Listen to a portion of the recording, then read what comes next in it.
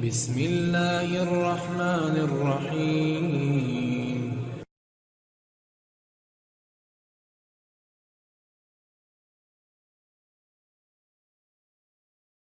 وعلیکم السلام ورحمۃ اللہ وبرکاتہ. سیف اللہ خان بریلوی اسماعیلی جھارکھنڈ سے.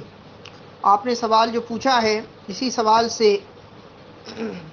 متعلق ایک سوال مفتی امجد علی جلال الدین امجدی رحمۃ اللہ علیہ سے کیا گیا تھا، جس کا جواب آپ نے اپنی کتاب فتاوی فیض الرسول میں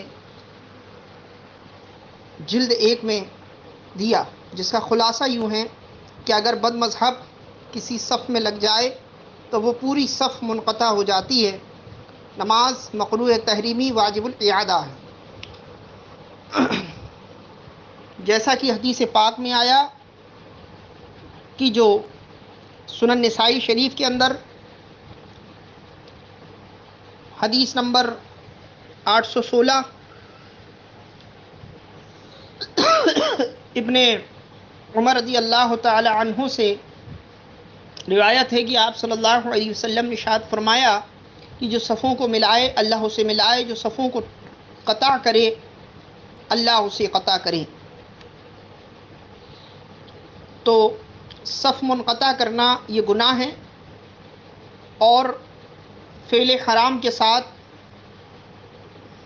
جو عمل کیا جاتا ہے وہ مقروء تحریمی واجب الاعادہ ہوتا ہے. جیسا کہ سونے وغیرہ کا پہننا حرام ہے، اس کو پہن کر اگر نماز پڑھی تو مقروء تحریمی ہے. ریشم وغیرہ کا پہننا مرد پر سونا اور ریشم حرام ہے، تو مرد نے اگر سونا پہن کر نماز پڑھی تو نماز مقروء تحریمی ہوئی واجب الاعادہ، اور ریشم کا کپڑا پہن کر نماز پڑھی مرد نے تو بھی جو ہے واجب الاعادہ ہے، مقروء تحریمی نماز ہوگی. اسی طریقے سے صف اگر منقطع ہوئی تو وہ پوری صف والوں کی نماز مقروء تحریمی واجب الاعادہ. حدیث پاک کے قول کے مطابق لہذا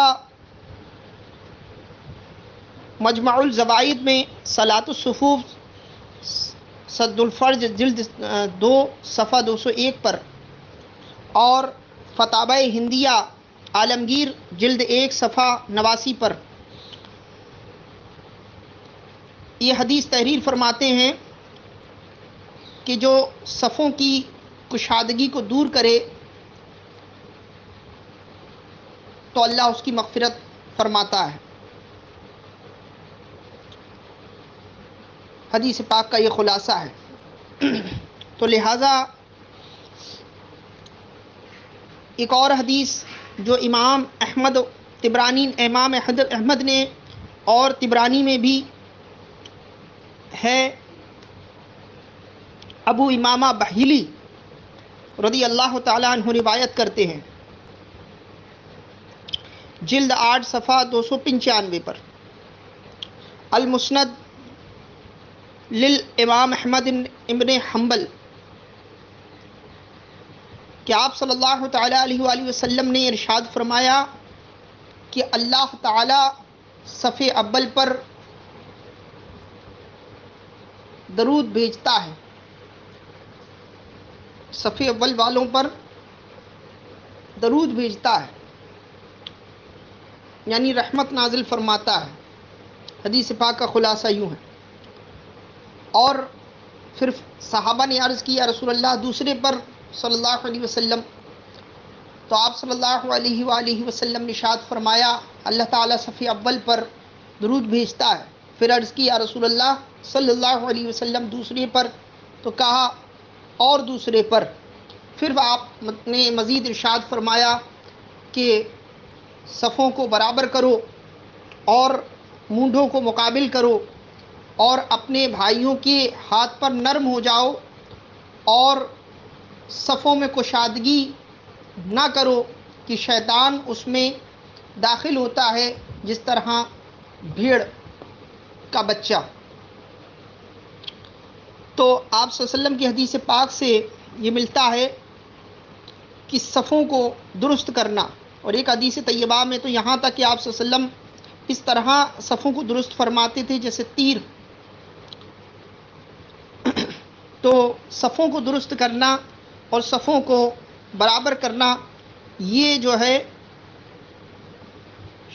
آپ صلی اللہ علیہ وسلم کا ارشاد مبارک ہے، اور صفوں کو منقطع کرنا یہ گناہ ہے.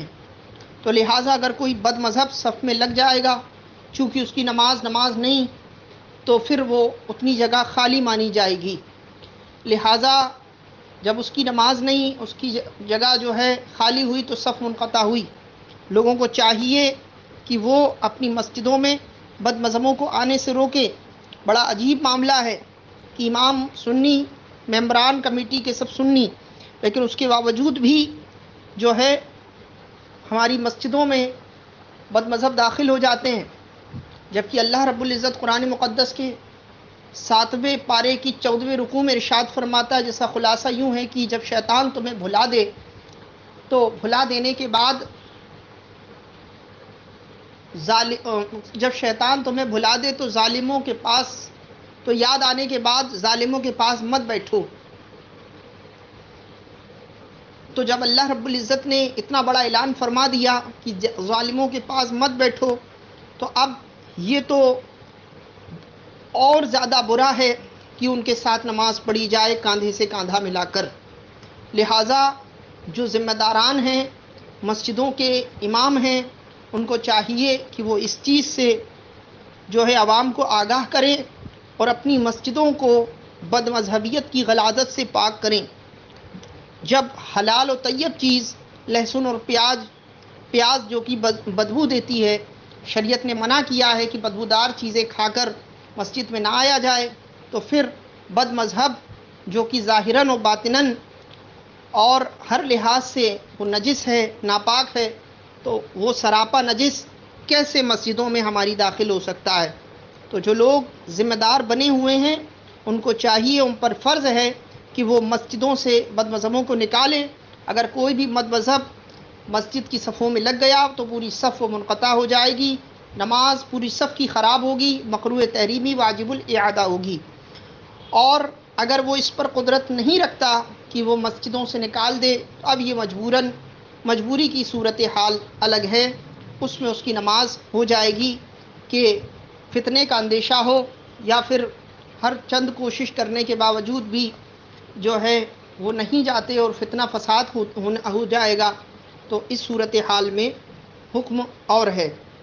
لہٰذا کوشش یہ کرے کہ مسجدوں سے جو ہے بد مذہبوں کو نکالے، ورنہ دھیرے دھیرے جو ہے بد مذہبیت پھیلتی چلی جائے گی، اور اس کے ذمہ دار مسجد کے امام اور مسجد کے ممبران ہیں. اللہ تعالی ہمیں توفیق دے مسلک حق پر چلنے کی، اور اللہ تعالی ہر فرقہائے باطلہ سے ہم سب کی ایمان و عقائد کی حفاظت فرمائے. یاد رکھیں، سونا جنگل رات اندھیری چھائی بدلی کالی ہے، سونے والوں جگتے رہیو چوروں کی رکھوالی ہے. تو اس لیے اپنی نمازوں کو درست کریں، کہنے سننے میں اسے جو غلطی اسے معاف فرمائیں. اللہ رب العزت سے یہی دعا ہے، پروردگار معاف کرے، اور اللہ رب العزت مجھے بہتر کہنے، آپ کو عمل کرنے کی توفیق دے، اور مسلک حق پر قائم رہنے کی توفیق دے.